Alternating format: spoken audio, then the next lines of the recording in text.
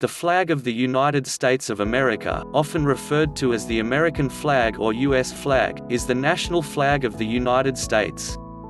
It consists of 13 equal horizontal stripes of red alternating with white, with a blue rectangle in the canton bearing 50 small, white, 5-pointed stars arranged in 9 offset horizontal rows, where rows of 6 stars alternate with rows of 5 stars. The 50 stars on the flag represent the 50 states of the United States of America, and the 13 stripes represent the 13 British colonies that declared independence from the Kingdom of Great Britain, and became the first states in the U.S. Nicknames for the flag include the Stars and Stripes, Old Glory, and the Star-Spangled Banner. The current design of the U.S. flag is its 27th. The design of the flag has been modified officially 26 times since 1777. The 48-star flag was in effect for 47 years until the 49-star version became official on July 4, 1959. The 50-star flag was ordered by then-President Eisenhower on August 21, 1959, and was adopted in July 1960. It is the longest used version of the U.S. flag and has been in use for over 59 years. At the time of the Declaration of Independence in July 1776, the Continental Congress would not legally adopt flags with stars, white in a blue field, for another year. The flag, contemporaneously known as the Continental Colors, has historically been referred to as the first national flag. The Continental Navy raised the colors as the ensign of the fledgling nation in the American War for Independence, likely with the expedient of transforming their previous British red ensigns by adding white stripes, and would use this flag until 1777, when it would form the basis for the subsequent de jure designs. The name Grand Union was first applied to the Continental colors by George Preble in his 1872 History of the U.S. flag.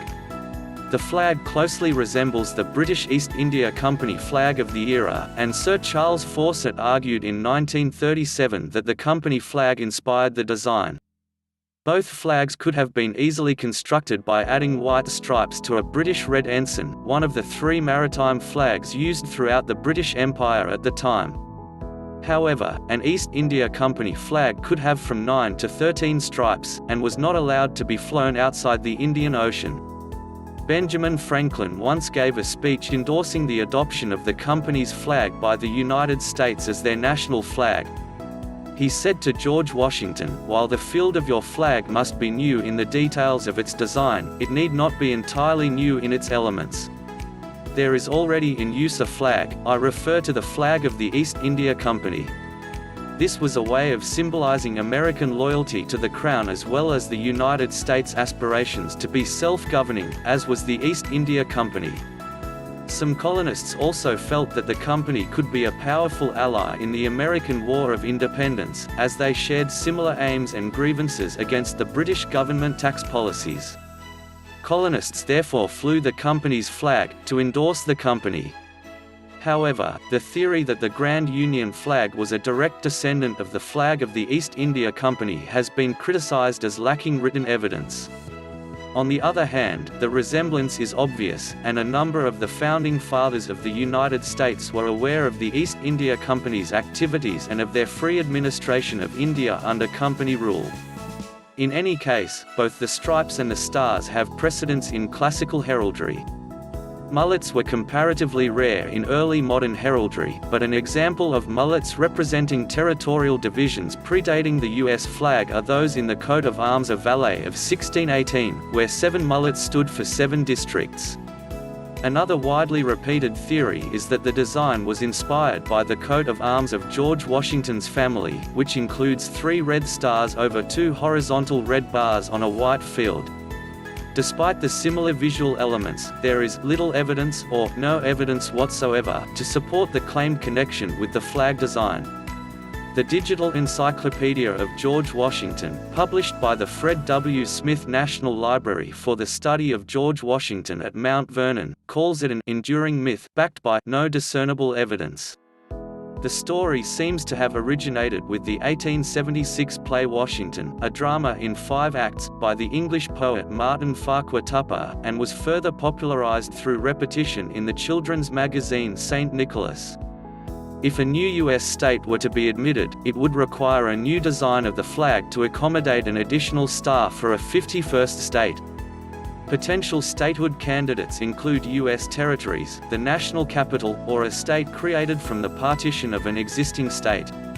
According to the U.S. Army Institute of Heraldry, the United States flag never becomes obsolete. Any approved American flag may continue to be used and displayed until no longer serviceable. The flag of the United States is one of the nation's most widely recognized symbols. Within the United States, flags are frequently displayed not only on public buildings but on private residences. The flag is a common motif on decals for car windows, and on clothing ornamentation such as badges and lapel pins. Throughout the world, the flag has been used in public discourse to refer to the United States. The flag has become a powerful symbol of Americanism, and is flown on many occasions, with giant outdoor flags used by retail outlets to draw customers.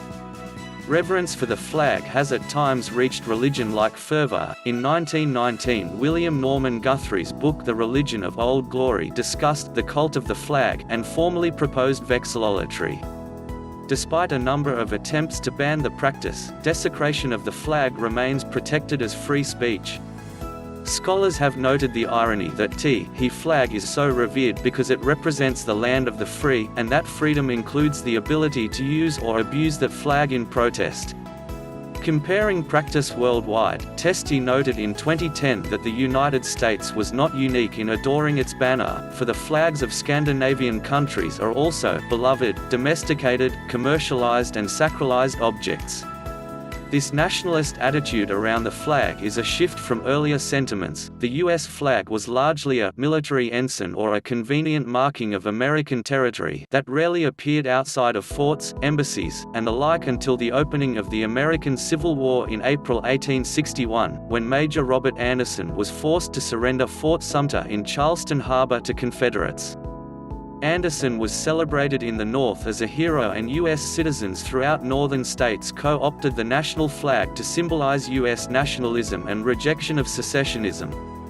For the first time, American flags were mass-produced rather than individually stitched, and even so, manufacturers could not keep up with demand. As the long winter of 1861 turned into spring, that old flag meant something new. The abstraction of the Union cause was transfigured into a physical thing, strips of cloth that millions of people would fight for, and many thousands die for.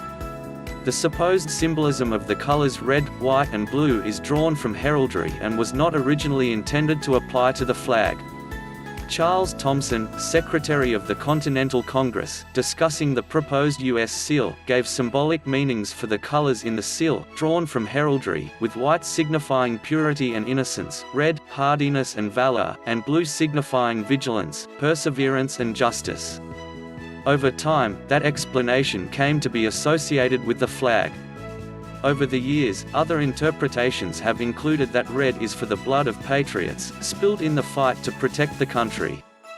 In 1986, President Ronald Reagan gave his own interpretation, saying, "The colors of our flag signify the qualities of the human spirit we Americans cherish. Red for courage and readiness to sacrifice, white for pure intentions and high ideals, and blue for vigilance and justice." The exact red, white, and blue colors to be used in the flag are specified with reference to the Kaus Standard Color Reference of America, 10th edition. Specifically, the colors are white, Old Glory red, and Old Glory blue. The CIE coordinates for the colors of the 9th edition of the Standard Color Card were formally specified in JOSA in 1946. These colors form the standard for cloth, and there is no perfect way to convert them to RGB for display on screen or CMYK for printing. As with the design, the official colors are only officially required for flags produced for the U.S. federal government, and other colors are often used for mass-market flags, printed reproductions, and other products intended to evoke flag colors. The practice of using more saturated colors than the official cloth is not new. As Taylor, Noche, and Granville wrote in 1950, the color of the official wool bunting is a very dark blue, but printed reproductions of the flag, as well as merchandise supposed to match the flag, present the color as a deep blue much brighter than the official wool. Traditionally, the flag may be decorated with golden fringe surrounding the perimeter of the flag as long as it does not deface the flag proper. Ceremonial displays of the flag, such as those in parades or on indoor posts, often use fringe to enhance the appearance of the flag. Traditionally, the Army and Air Force use a fringed flag for parade, color guard and indoor display, while the Navy, Marine Corps and Coast Guard use a fringeless flag for all occasions. The first recorded use of fringe on a flag dates from 1835, and the Army used it officially in 1895. No specific law governs the legality of fringe, but a 1925 opinion of the Attorney General addresses the use of fringe is at the discretion of the Commander-in-Chief of the Army and Navy. United States Code Law Books. This opinion is a source for claims that a flag with fringe is a military ensign rather than civilian. However, according to the Army Institute of Heraldry, which has official custody of the flag designs and makes any change ordered, there are no implications of symbolism in the use of fringe. Individuals associated with the sovereign citizen movement and tax protester conspiracy arguments have claimed, based on the military usage, that the presence of a fringed flag in a civilian courtroom changes the nature or jurisdiction of the court. Federal and state courts have rejected this contention.